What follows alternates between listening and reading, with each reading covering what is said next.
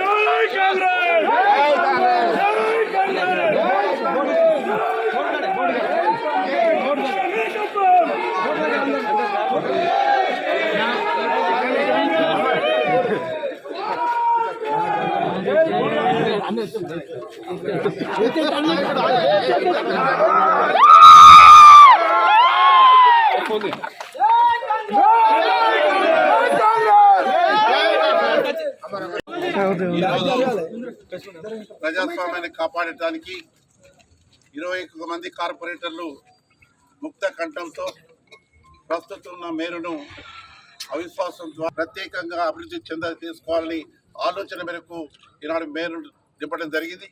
వారు 4.5 సంవత్సరాలు చేసిన అవినీతిని ఎండగట్టేదాని కోసం రాబోయే కాలంలో అవన్నీ కూడా కక్కించేటువంటి ప్రయత్నం జరుగుతుంది. తప్పకుండా మీరందరూ కూడా సమిష్టిగా అభివృద్ధి కోసం పాటుపడాలని, రేవంత్ రెడ్డి గారి నాయకత్వం బలపరచాలని, అవసరం మేరకు రాష్ట్ర ప్రభుత్వం తరఫున ప్రత్యేక నిధులు ఇచ్చి పీర్జాదిగూడ మున్సిపాలిటీని అన్ని విధాలుగా అభివృద్ధి చెందజేసేదానికి ప్రత్యేకంగా ఈ 20-25 రోజుల నుంచి అవస్థపడ్డటువంటి అందరికీ కూడా ప్రత్యేక అభినందనలు తెలియజేస్తూ